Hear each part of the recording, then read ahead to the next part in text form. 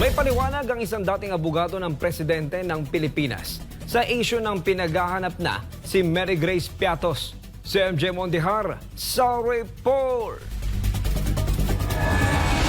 May 1 milyong pisong pabuya ang Kamara para sa makapagtuturo sa kinaroroonan ni Mary Grace Piatos, ang taong pumirma sa karabihan ng acknowledgement receipts sa confidential funds ng Office of the Vice President. Bahagi yan ng investigasyon ng mababang kapulungan sa confidential funds na tanggapan ni Vice President Sara Duterte. Sa katunayan, ipinahanap na itong si Piatos sa NBI at PNP. Pero ayon sa Philippine Statistics Authority, wala namang nakarehistrong Mary Grace Piatos sa kanilang database. Para kay former Presidential Legal Counsel Salvador Panelo, maaaring sinadya ang paggamit ng pangalang Mary Grace Piatos na wala sa alinmang government database. Ito, MJ, ang mga hindi gumagamit ng utak.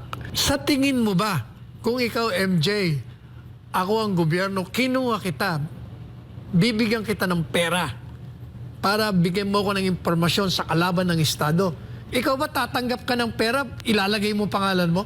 Hindi. Kasi sigurado patay ka. Laglag ka.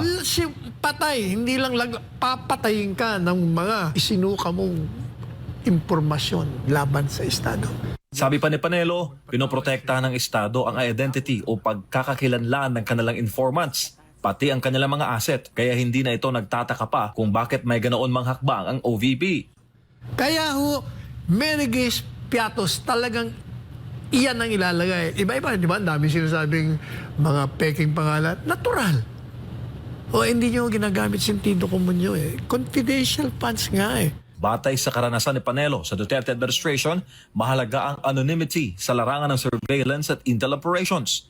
Git din ito na kaya gumastos ng gobyerno ng milyong-milyong pondo sa maikling panahon kapag national security na ang pinag-uusapan.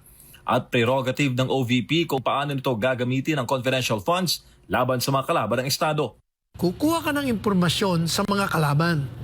Kanino mo kukunin yan? Hindi sa ordinaryong tao. Walang alam yan. Kukunin mo yan doon mismo sa loob na kalaban. O kaya sa mga kakampi ng kalaban, may access. So, kukuha ka ng impormasyon. Hindi bibigay siya ng libre. Kukunin mo yan sa pamamagitan ng pagbayad sa kanila.